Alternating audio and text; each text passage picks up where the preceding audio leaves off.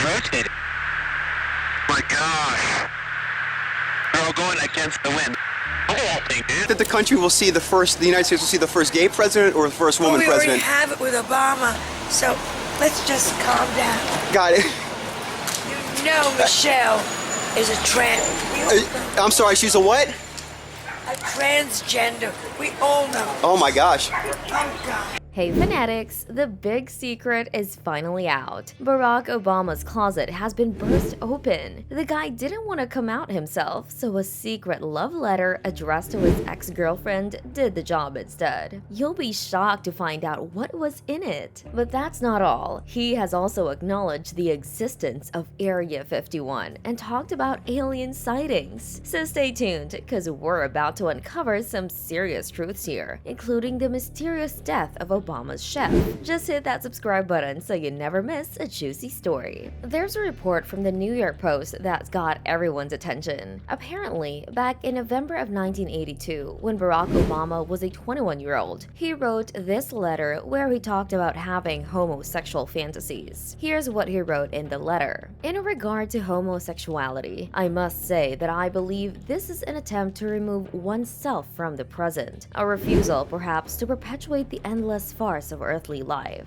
You see, I make love to men daily, but in the imagination. Yes, he kinda got all philosophical about it. And get this, the letter isn't just some lost relic. It's actually stored at Emory University. At the time, Obama was sending these words of introspection to a girl named Alex McNear, someone he was involved with back when he was studying at Occidental College in LA. And he didn't stop at just talking about fantasies. He went on to share how he wanted his mind to be all open and flexible, thinking about people rather than just putting them in gender boxes. But he was also pretty down to earth about being a guy in the real world, saying he was okay with that whole manhood thing. Funny twist though, McNear later decided to play editor and snip out some parts of the letter, but enter historian and biographer David Garrow. This guy was able to uncover these parts while he was on a mission to put together the famous book Rising Star: The Making of Barack Obama. He was digging through Obama's history and at Emory University when he laid hands on that letter. And since taking pictures wasn't an option, he painstakingly wrote down every word in that letter by hand. And that's exactly what has brought the story to light. It's also been revealed that Barack Obama held a wish deep inside. He didn't want his biographer to lay eyes on the letters he penned to his ex-girlfriend. The reasons behind that are pretty obvious now. But it doesn't end here though. Garrow's book, which has Obama's own personal input, also spilled some more beans. According to the book, back in 1986, Obama had actually proposed to a different woman before eventually tying the knot with Michelle in 1992. Could it be Sheila Miyoshi Yager? Well, yes. He's talked about how serious and intense their relationship was, and perhaps the only reason he didn't marry her was because he wanted to run for public office, and Black Chicago wouldn't have approved of him if he was married to a half-Dutch, half-Japanese woman.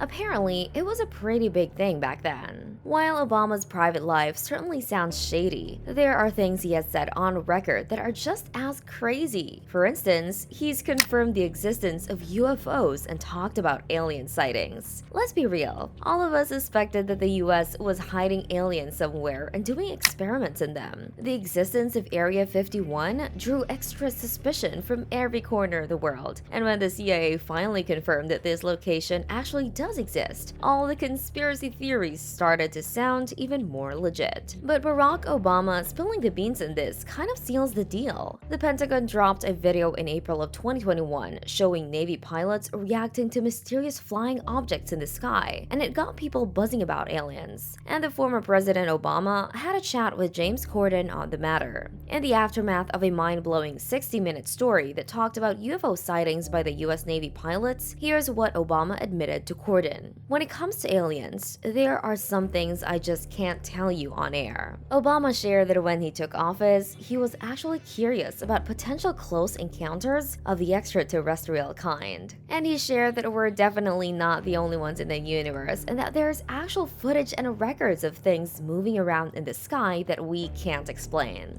Remember those 3 videos showing unidentified aerial phenomena and Navy personnel reacting to them? They made quite the splash when the Pentagon unleashed them to the public in 2021. One of the videos captured a 2004 incident over the Pacific Ocean, where fighter pilots were on the tail of a UFO that the Navy managed to track for a bit. Commander Dave Fravor and Lieutenant Commander Alex Dietrich, the pilots in question, also made their debut on 60 Minutes to describe the bizarre sighting.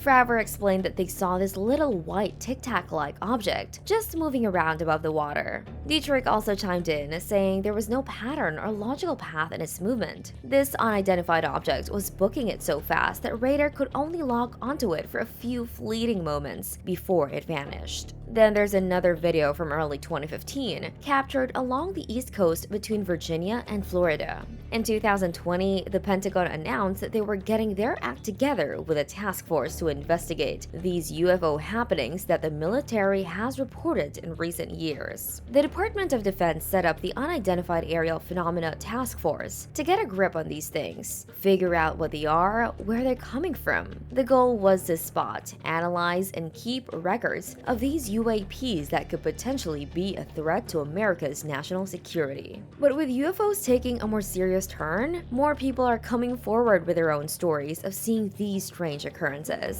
A poll even found that just under half of all Americans believe UFOs are real and have swung by our planet. Now let's talk about the whole situation surrounding the mysterious death of Obama's chef. The tragic death of Tafari Campbell, the personal chef to Barack and Michelle Obama, has unfortunately become a breeding ground for a barrage of right-wing conspiracy theories. They've been rapidly spreading online since news of his drowning came out. These conspiracy theories have been part of Barack Obama's story since the beginning of his political career. Remember the time when Donald Trump claimed Obama wasn't born in the United States? That was just the start. Michelle Obama and her daughters have also been targeted by these baseless theories. Now back to Campbell. He was a talented chef who cooked for the Obamas during their time in the White House and continued to do so privately. Sadly, he passed away while visiting the Obamas' place in Edgartown on Martha's Vineyard. It was a calm Sunday evening when Campbell went paddleboarding in Edgartown Bay Pond. Little did he know he'd never make it back to shore. Not alive, at least. It has been reported that another paddleboarder actually saw him struggle and then disappear underwater. Later on Monday, his body was found in 8 feet of water, about 100 feet from Obama's residence. Authorities confirmed that he wasn't wearing a life jacket. Campbell leaves behind a grieving wife and twin sons. At first, it was thought that the Obamas weren't at home when he died, but later it was revealed that they were on the island. This is where things get interesting. Some right-wing influencers suggest that the Obamas might be hiding something about where they were. But the tale doesn't end there, because there seems to be a pretty strange coincidence at play here. In 2015, another White House chef, Walter Scheib, disappeared during a hike in New Mexico. He was also a culinary master, but during the Clinton era, spanning from 1994 to 2005. His body was discovered days later near a mountain drainage. The cause of death was attributed to drowning. Now, even though there's no connection between the two events, some people are still hinting at a link. And here's where social media comes in. Conspiracy theories are all over the internet. Regarding Campbell's death, some right-wing influencers are questioning official reports. They are using videos from Instagram to claim he couldn't have drowned, and some are finding it hard to believe he could have drowned in such shallow water. But here's a reality check. Drownings in shallow water happen more often than you think. So yes, it could have been the case. But who's to say what really happened out there? Hopefully, it wasn't one of those aliens Obama keeps talking about. But yeah, it really is difficult to accept that a simple activity like paddleboarding can lead to such a massive tragedy. That's all in this story for now. We'd love to hear your thoughts on the mystery man, Barack Obama. If you enjoyed this video, give it a thumbs up and subscribe to our channel for more content like this. See you in the next one!